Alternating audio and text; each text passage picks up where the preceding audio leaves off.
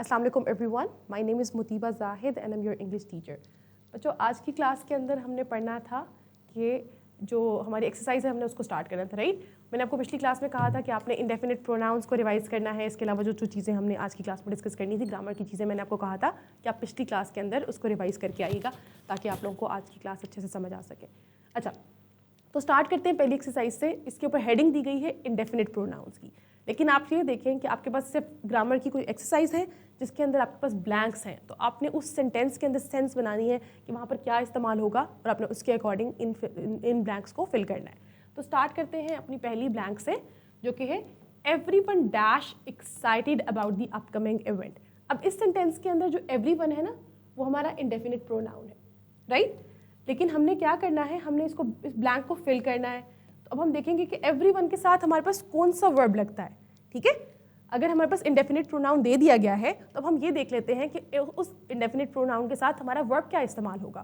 तो यहाँ पर हमारे पास क्या आएगा, everyone dash excited about the upcoming event. जो बच्चे क्लास में मौजूद हैं वो साथ साथ करते जाएं, जो यूट्यूब पे देख रहे हैं वो साथ अपनी करेक्शन कर लिएगा, ठीक है। Everyone is excited about the upcoming event, right. अच्छा, फिर नेक्स्ट आ रहा है has dash seen my keys around here. अब यहाँ पर आप क्या लिखेंगे, यहाँ पर आपने कोई इंडेफिनिट प्रोनाउन लिखना है, तो आप यहाँ पर क्या लिख सकते हैं, has anyone seen my keys around here, ठीक है। आपने उस क्वेश्चन को जो है वो कंप्लीट करना है। There is dash at the door, can you see who it is. तो यहाँ पर क्या आएगा, देयर इज समवन, ठीक है, बाहर कोई है। There is someone at the door, right? अच्छा, dash of the students submitted their assignments on time. तो यहाँ पर आप क्या लिखेंगे, हम यहाँ पे लिख सकते हैं none of the students. I hope this is visible. She wants dash to contribute to the charity fundraiser. तो यहाँ पर आप क्या लिख सकते हैं, यहाँ पर आप लिख सकते हैं everyone, right? तो हम यहाँ पे लिख देंगे everyone. She wants everyone to contribute to the charity fundraiser, right? फिर आ रहा है the party was fun and dash enjoyed themselves. तो यहाँ पर हम क्या लिखेंगे, यहाँ पर भी हम everyone लिख सकते हैं, right? And everyone enjoyed themselves. Dash are welcome to join the meeting. अब आप यहाँ पर क्या लिख सकते हैं,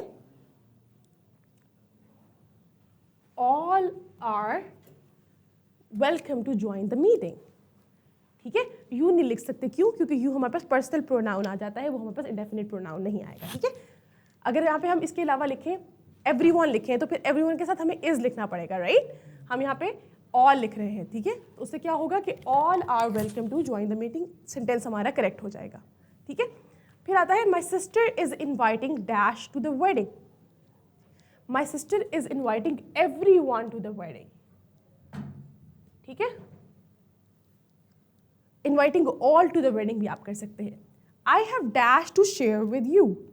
अब आप यहाँ पर क्या लिखेंगे, I have something to share with you. I hope आप इसको मेरे साथ साथ फिल कर रहे होंगे। I have something to share with you. फिर आ जाता है dash was surprised by the sudden announcement. Dash were surprise, तो अब यहाँ पर क्या लिख सकते हैं, एवरीवन वाज सरप्राइज्ड या फिर ऑल वर सरप्राइज लिख सकते हैं, क्योंकि वर आ रहा है, ठीक है। एवरीवन हम तब लिखते हैं जहाँ पर यहाँ पे हमारे पास वॉज होता, क्योंकि यहाँ पे हमारे पास वर है तो हमने यहाँ पे क्या लिख दिया, हमने इसमें एवरीवन कर दिया, okay. She gave a dash piece of advice, she gave dash piece of advice. अब यहाँ पे आप क्या लिख सकते हैं, वैसे तो यूजुअली हम लिखते हैं ना she gave me a piece of advice, लेकिन हमने इंडेफिनिट प्रोनाउन लिखना है, she gave everybody everyone a piece of advice, ठीक है। अगर यहाँ पे इंडेफिनिट प्रोनाउंस नहीं लिखा होता, खाली प्रोनाउंस लिखा होता, तो मैं यहाँ पे लिख देती she gave me a piece of advice, right. लेकिन क्योंकि यहाँ पे हमारे पास इंडेफिनिट प्रोनाउन लिखा है तो हमने यहाँ पे एवरीवन लिख दिया। The team needs dash to contribute, the team needs dash to contribute, everyone to contribute. हम एवरीवन बहुत ही एक सेफ ऑप्शन है, हम हर जगह लिख रहे हैं, ठीक है, क्योंकि हमारे पास क्या है, हमारे पास इनडेफिनिट प्रोनाउंस का वहाँ पे उन्होंने हमें ऑप्शन दिया है। आई होप सब बच्चों ने साथ साथ इसको फिल कर लिया होगा। फिर अब हमारे पास आखिरी दो जो यहाँ पे सेंटेंसेस हैं, उसमें हमारे पास पहला सेंटेंस है they decided to go without dash. They decided to go without, अब हम यहाँ पे अस लिख सकते हैं, ठीक है। अगर हम प्रोनाउन की बात करें कि हम कौन सा प्रोनाउन लिख रहे हैं, तो हमने यहाँ पे अस लिख दिया, okay. Dash of the cake is gone, dash of the cake is gone. Again यहाँ पे इंडेफिनिट वो नहीं आ रहा, हम यहाँ पे लिख रहे हैं half of the cake is gone, right. मैंने वो कहा था ना, सेंटेंस की सेंस भी देख रहे होंगे। अच्छा, let's talk about next part of the chapter. वो क्या है? Present perfect tense. तो हमने इन सेंटेंसेस को कंप्लीट करना है प्रेजेंट परफेक्ट टेंस के अकॉर्डिंग। तो सबसे पहले हम प्रेजेंट परफेक्ट सेंटेंस का स्ट्रक्चर लिख लेते हैं यहाँ पर, जो क्या होता है subject plus has have plus verb 3 plus object. I hope सब बच्चों को ये सेंटेंस स्ट्रक्चर याद होगा, हमने बहुत डिटेल में प्रैक्टिस की थी क्लास 9th के अंदर इस सेंटेंस स्ट्रक्चर की। तो अब हम देख लेते हैं अब हमने इस सेंटेंस को किस तरीके से लिखना है। तो complete the sentence, bye the time she arrives I dash already dash the report. तो इसके अंदर हम क्या लिखेंगे? Bye the time she arrives I have already completed, by the time she arrives I have already completed the report, ठीक है। तो फिर हमारे पास नेक्स्ट आ रहा है we dash never dash such a thrilling movie before। तो हम इसमें क्या कर सकते हैं? we have never watched, ठीक है, we have never watched a thrilling movie before, we have never seen such a thrilling movie before, ठीक है। We have never seen भी आप इसमें लिख सकते हैं, such a thrilling movie before। How long dash you dash in the city। तो अब यहाँ पे क्या कर सकते हैं? How long have you lived in the city? They dash just a new car। आप क्या करेंगे? They have just bought a new car, ठीक है। Dash you dash to the country। Have you been to that country? Have you been to that country, ठीक है। आप इसको इस तरीके से लिख सकते हैं। आई होप यहाँ तक सब बच्चों ने मेरे साथ इसको करेक्ट कर लिया होगा। Let's move forward. अब हमारे पास अगली जो एक्सरसाइज आ रही है वो आ रही है चूज द करेक्ट फॉर्म। आपने यहाँ पर क्या करना है? आपने करेक्ट फॉर्म चूज करनी है। She has have lived here for 5 years। अब हमें पता है कि यहाँ पे शी के साथ हमने क्या इस्तेमाल करना है, हैज या have. She has lived here, क्योंकि शी सिंगुलर हमारे पास प्रोनाउन आ रहा है, सब्जेक्ट हमारा सिंगुलर आ रहा है, तो हम हैज का वर्ड यूज करेंगे। She has lived here for 5 years। Dash they dash this movie yet. अब आप इसमें क्या लिखेंगे? आपको पता है कि हमारे पास जब भी हमारे पास सब्जेक्ट हमारा प्लूरल आता है तो हम क्या करते हैं? हम यहाँ पर हैव का वर्ड इस्तेमाल करेंगे। Have they seen this movie yet? I dash already just dash my homework. तो फिर आप यहाँ पे क्या लिखेंगे? I have already just finished, already finish लिखा हुआ आ रहा है, ठीक है। ऑलरेडी जस्ट को उन्होंने गलती से उसमें लिख दिया है, तो आप इसको इस तरीके से लिख सकते हैं, I have already finished my homework, ठीक है। आप इसको हम इसको इस तरह लिख देते हैं, हम यहाँ पे ऑलरेडी कर देते हैं। जस्ट और ऑलरेडी में से हमने एक चीज़ को चूज़ करना है, फॉर इंस्टेंस तो हम क्या करें? हम ऑलरेडी को चूज़ करके लिख रहे हैं, ठीक है। थोड़ी सी मिस्टेक आई हुई है बुक के अंदर। अच्छा, by the time I got there she dash left. अच्छा, by the time I got there, तो अब यहाँ पर हम क्या इस्तेमाल करेंगे? क्योंकि ये हमारे पास प्रेजेंट नहीं है, ये पास्ट परफेक्ट टेंस आ रहा है, तो हम यहाँ पे इसको हैड लिख देंगे, ठीक है। हमारे पहले सेंटेंस की उससे फ़र्क पड़ता है कि वो पहला क्या है, हमारे पास गॉट आ रहा है, जिसका मतलब है कि हमारे पास पास्ट फॉर्म आ रही है ऑलरेडी, तो हमने यहाँ पे भी क्या है? पास्ट को ही यूज़ करना है।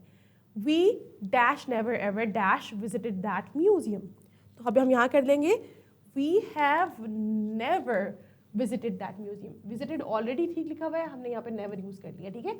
We have never visited that museum. तो आपने इस तरीके से सेंटेंस को ठीक कर लिया।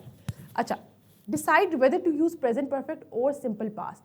अब आपने देखना है कि आपने यहाँ पर प्रेजेंट परफेक्ट का इस्तेमाल करना है या फिर आपने सिंपल पास्ट का इस्तेमाल करना है। तो स्टार्ट करते हैं पहली सेंटेंस से। She dash Paris several times. अब इस सेंटेंस के अंदर शी हैज़ विजिटेड आएगा या शी विजिटेड आएगा। तो हम यहाँ पे क्या इस्तेमाल करेंगे? शी हैज़ विजिटेड, क्योंकि ये एक चीज़ है जो कि कॉन्टीन्यूस चली है, ठीक है। थोड़ा टाइम उसने मैनी टाइम सेवरल टाइम्स आ रहा है, ठीक है। तो यहाँ पे हम क्या करेंगे? शी हैज़ विजिटेड, ठीक है, उसने किया है। I dash the latest episode of my favourite show. I just saw the latest episode of my favourite show. ये उन्होंने ऑलरेडी आपको यहाँ पे लिख के दिया हुआ है, आपने इसमें क्या लिखना है ब्रैकेट के अंदर। I just saw the latest episode, ठीक है। उसमें उन्होंने हमें ऑप्शन ही नहीं दिया, उन्होंने ऑलरेडी हमें आंसर दिया हुआ है, ठीक है। They dash completed the project last week. तो यहाँ पर क्या आ जाएगा? They have completed. अब देखिए इसमें भी हमें बस ऑलरेडी पता था कि हमने सिर्फ और सिर्फ चूज़ किसको करना था? सब्जेक्ट के अकॉर्डिंग हेल्पिंग वर्ब को चूज़ करना था। बाकी हमें पास्ट परफेक्ट और पास्ट में से चूज़ करना नहीं पड़ा। क्यों? क्योंकि ऑलरेडी हमें पता है कि हैज़ अब उन्होंने दिया हुआ है और थर्ड फॉर्म ऑफ वर्ब भी ऑलरेडी दी हुई है, ठीक है। तो हमने यहाँ पे हैज़ और हैव में से कुछ ना कुछ चूज़ करना ही है, ठीक है। तो यहाँ पे क्या है? यहाँ पे हमारे पास बुक के अंदर थोड़ा सा ये फ्लॉ आ रहा है। आपके पास एग्जाम में इस तरह के क्वेश्चंस नहीं आएंगे, उसमें थोड़े से ट्रिकी क्वेश्चंस होंगे, आपने उनको ध्यान से करना होगा, ठीक है। Dash you dash ever been to Asia. तो आप इसको क्या करेंगे कि देखिए एवर बीन भी ऑलरेडी लिखा हुआ है, तो हम यहाँ पे कर देंगे have you ever been to Asia. आप इसको इस तरीके से लिख देंगे। We dash already ate dinner when you called. तो आप इसमें क्या कर लेंगे? हम इसके अंदर we had, अब ये पास्ट परफेक्ट है, ओके, ये प्रेजेंट परफेक्ट नहीं है। we had already eaten, ठीक है, डिनर when you called। आप इसको इस तरीके से लिखेंगे। तो ये थोड़ी सी मिस्टेक्स हैं बुक के अंदर, जिसको देख के आपने परेशान नहीं होना कि ये क्या है। तो ये आप इसको देख लीजिएगा। आप सिर्फ समझ लें कि आपने इसको परफेक्ट टेंस के अकॉर्डिंग करना है, ठीक है। प्रेजेंट को छोड़ दें या पास्ट, सिंपल पास्ट को भी देख लीजिए, ठीक है। तो आपने इसको इस तरीके से करना। फिर नेक्स्ट हमारे पास आता है passage for tense and pronoun practice. Fill in the blanks with the appropriate indefinite pronouns and the correct form of the present perfect tense. तो आपने क्या करना है? आपने indefinite pronoun का इस्तेमाल करना है, साथ में आपने present perfect tense का इस्तेमाल करना है, ओके। ज़रूरी नहीं है कि इसके अंदर सिर्फ यही इस्तेमाल हो रहे हो, इसके अंदर सिंपल पास्ट भी हो सकता है, प्रेजेंट परफेक्ट भी हो सकता है, पास्ट परफेक्ट भी हो सकता है, क्योंकि हम ऑलरेडी देख चुके हैं कि ऐसे प्रॉब्लम्स आ रहे थे। तो लेट्स सी इसके अंदर कोई ऐसा प्रॉब्लम तो नहीं है। अच्छा, स्टार्ट करना शुरू करें, ओके। तो हमारे पास यहाँ पे वर्ड बैंक है जिसके अकॉर्डिंग आपने इसको फिल करना है। तो स्टार्ट कर लेते हैं। Samantha dash in this small town for 10 years. तो आप इसमें क्या लिखेंगे? Samantha has lived in this small town for 10 years. Over the years, she dashed many adventures and met interesting people. तो अब आप यहाँ पे क्या कर देंगे? She has experienced.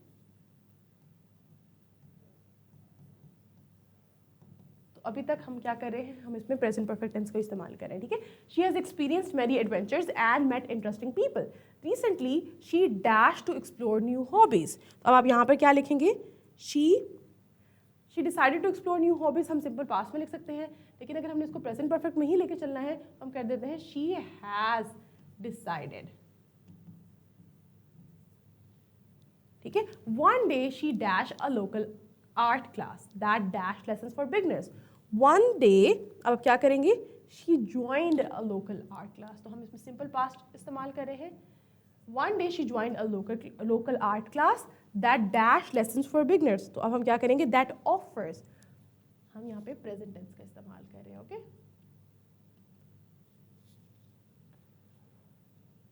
फिर क्या है? Excited about the opportunities Samantha dash the class. Samantha joined the class हम कर सकते हैं, ठीक है। Simple past. She dash painting before. तो यहाँ पर आप क्या लिखेंगे?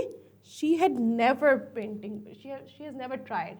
हम इसको ऐसे कर देते हैं क्योंकि पेंटिंग हमारे पास वो कॉन्टिन्यूस में आ रहा है, तो हम उसको एज ऑब्जेक्ट यूज कर लेंगे, ठीक है।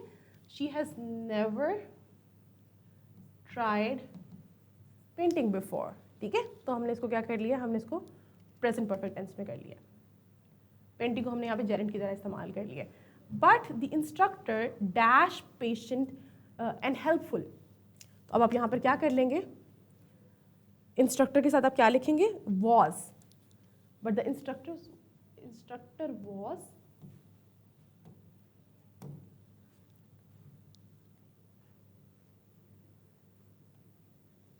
During the first session everyone dash themselves, तो अब आप यहाँ पे क्या लिखेंगे, during the first session everyone enjoyed themselves, and Samantha dash that some classmates dash art for years while others dash, तो अब आप यहाँ पर क्या लिखेंगे, discovered, Samantha discovered that some classmates dash art for years, तो अब आप यहाँ पर क्या लिख सकते हैं, had been doing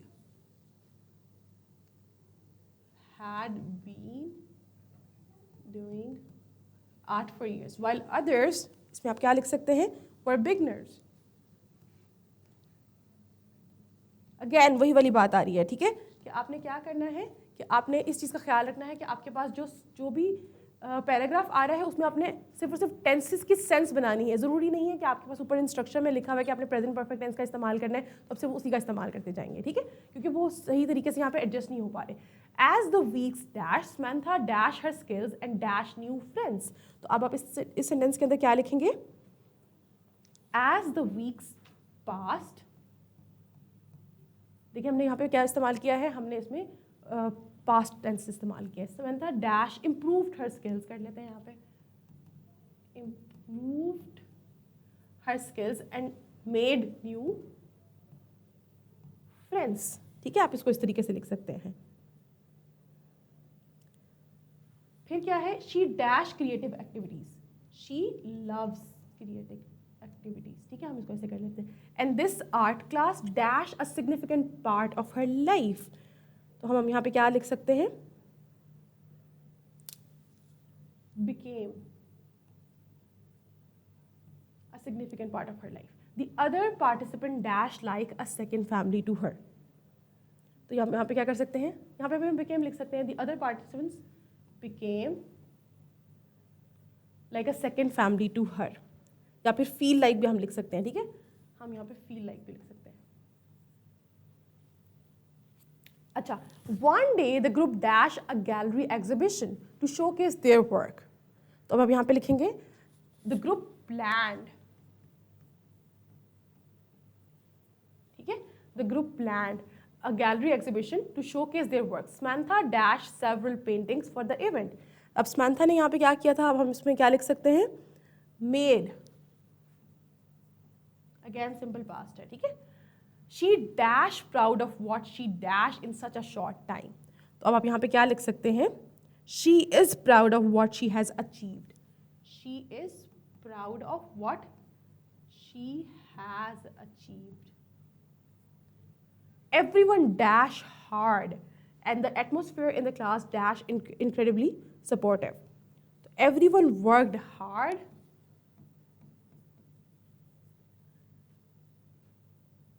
in the class was incredibly supportive, ठीक है।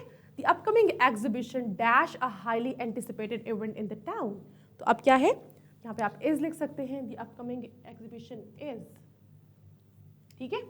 Samantha dash that she dash such a fulfilling community, तो अब हम यहाँ पे क्या लिखेंगे, Samantha realized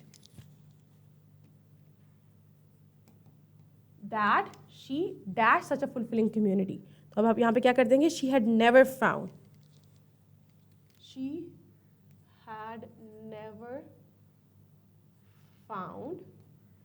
such a fulfilling community when she dash here a decade ago, तो अब यहाँ पे क्या लिख सकते हैं, when she moved here. Life dash in ways she dash and she dash forward to the exciting journey ahead, तो अब यहाँ पे क्या लिखते हैं, life has changed, ठीक है, life has changed in ways she never expected, she never expected, and she dash forward to the exciting journey ahead, and she is looking forward. हम यहाँ पे क्या कर देते हैं, she is looking forward. अब देखें इस पूरे के पूरे पैसेज के अंदर, जैसे मैंने आपको शुरू में कहा था कि इसके अंदर ज़रूरी नहीं है कि हम सिर्फ और सिर्फ जो है प्रेजेंट परफेक्ट टेंस का इस्तेमाल करे होंगे और इंडेफिनिट प्रोनाउन का इस्तेमाल करे होंगे। तो आपने यहाँ पे देखा कि हमने हर टेंस का इस्तेमाल बीच में किया है, हमने पास्ट का भी इस्तेमाल किया है, हमने प्रेजेंट सिंपल का भी इस्तेमाल किया है, प्रेजेंट परफेक्ट का भी इस्तेमाल किया है, राइट। तो हम चीज़ों को उसके अकॉर्डिंग लेके चल रहे थे जिस तरीके से टेंस की सेंस बन रही है। ओके, तो आप लोगों ने भी इस एक्सरसाइज को इसी तरीके से सॉल्व करना है। आप ये भी कर सकते हैं कि आप वीडियो को पॉज कर दें और पहले इस एक्सरसाइज को खुद सॉल्व करें और उसके बाद आप मैच कर लें कि आपने क्या इसको ठीक किया है या आपने कुछ मिस्टेक्स इसमें की है। ओके, अच्छा, आई होप सब बच्चों ने इसको नोट डाउन कर लिया होगा। Let's move forward. अब हमारे पास जो नेक्स्ट एक्सरसाइज आ रही है वो है ओरल कम्युनिकेशन स्किल्स की। तो आपको पता है कि जो ओरल कम्युनिकेशन की जितनी भी एक्टिविटीज़ हैं हम उसको क्लास में कंडक्ट यहाँ पे नहीं करा रहे, वो आप लोग अपनी फिजिकल क्लास के अंदर ही इसको कंडक्ट करेंगे अपनी टीचर की हेल्प से, ठीक है। फिर उसके बाद आपके पास राइटिंग स्किल्स की एक्टिविटी आ रही है। उस एक्टिविटी के अंदर आपने क्या करना है, आपने एक ट्रेवलॉग लिखना है, ठीक है। ट्रेवलॉग क्या होता है कि आप किसी एक जगह जा रहे हैं और उस जगह के बारे में आपने हर एक चीज़ उसको जो है ना उस ट्रेवलॉग के अंदर लिखना है। आप उसके अंदर रिकमेंडेशंस भी लिख सकते हैं किसी अच्छी प्लेसेस की, किसी को कोई फूड पॉइंट्स आपको नज़र आ रहे हैं, कुछ अच्छे रेस्टोरेंट्स मिल रहे हैं, ये जो भी चीज़ें आपको वहाँ पर अच्छी नज़र आ रही हैं, कोई म्यूज़ियम हो सकता है, आप किसी आउट ऑफ स्टेशन गए हैं, आपने उस पूरी सिटी का टूर किया है, उसका ट्रैवलॉग लिख रहे हैं, आप किसी और कंट्री में गए हैं, उस कंट्री का पूरा ट्रैवलॉग लिख रहे हैं। इट डिपेंड्स कि आप किस चीज़ को चूज़ करके लिखते हैं, लेकिन आपने ये काम ज़रूर करना है। आपने उस एस्से की फॉर्म में उसको ड्राफ्ट करना है। आपने उस ट्रैवलॉग के अंदर हर एक चीज़ को बहुत अच्छे तरीके से ऑर्गेनाइज करके लिखना है। आपने डिस्क्रिप्टिव राइटिंग उसके अंदर आपकी ज़रूर होनी चाहिए कि आप डिस्क्रिप्टिव डिटेल्स उसके अंदर लिख रहे हो और आपने उसको बहुत अच्छे से लिखना है, ठीक है। इसमें आपके पास यहाँ पे उन्होंने कुछ आपको कुछ इंस्ट्रक्शंस दी गई हैं कि आपने डिस्क्रिप्शन लिखनी है, आपका जो फॉर्मेट है ट्रैवलॉग का वो किस तरीके से होना चाहिए, आपके इंट्रोडक्शन होना चाहिए, फिर बॉडी पैराग्राफ्स और फिर कंक्लूजन होनी चाहिए, ठीक है। आपने उसके अंदर जो अट्रैक्शंस हैं सिटी की या उस कंट्री की, आपने उसके बारे में डिस्कस करना है। इसके अलावा आपने कौन सा मोड ऑफ ट्रांसपोर्टेशन इस्तेमाल किया, आपने जो है वो प्लेन इस्तेमाल किया, आपने ट्रेन इस्तेमाल किया, बाय एयर गए, आप बाय रोड गए, आप जिस तरीके से गए आपने उसको वहाँ पर उसको भी बहुत डिटेल में लिखना है। आपने उसकी कॉस्ट वगैरह भी बतानी है ताकि अगर कोई it is like a vlog जिस तरीके से आप लिखते हैं ना, बिल्कुल उसी तरीके से बनाते हैं, आपने बिल्कुल उसी तरीके से उसको डिस्क्रिप्टिव फॉर्म में लिखना है कि आप एक एक चीज़ उसमें बता रहे होंगे, एक किस्म की आप समझ जाएंगे, आप लोगों को रिकमेंडेशन दे रहे हैं, आप लोगों को बता रहे हैं कि वहाँ पर आपको किस चीज़ की क्या कॉस्ट मिलेगी, आप कितने बजट में कहाँ जा सकते हैं, ठीक है। तो प्रॉपर आपका जो ट्रैवलॉग है वो इन सब चीज़ों को कवर करना चाहिए। फिर उसके बाद आपने कल्चरल बैकग्राउंड के बारे में बता देना है कि वहाँ का कल्चर किस तरीके से था, या वहाँ का जो वेदर है वो किस तरीके से है, आप किस तरह के कपड़े वहाँ लेकर जाएँ, या फिर आपको वहाँ पे किन किन चीज़ों की ज़रूरत होगी, ठीक है। फिर आप कुछ उसमें कौन सी कोई बहुत ही फेमस रेस्टोरेंट्स वगैरह की बात लिख सकते हैं कि जो अफोर्डेबल है या जो अच्छे लगे आपको या जहाँ पे लोगों को मस्ट विजिट करना चाहिए। तो इस तरह की चीज़ों को आपने अपने ट्रैवलॉग का पार्ट बनाना है, ठीक है। तो ये था आज का हमारा लेक्चर जिसमें हमने पूरे चैप्टर के अंदर की जो एक्सरसाइज थी उनको भी डिस्कस किया। उसके अलावा ओरल कम्युनिकेशन और राइटिंग की भी जो एक्टिविटी है उसको हमने आज की क्लास के अंदर डिस्कस कर लिया। आई होप आप लोगों को ये सब चीज़ें जो हैं वो समझ में आई होंगी। That's all for today. I'll see you tomorrow in the next class. Allah Hafiz everybody.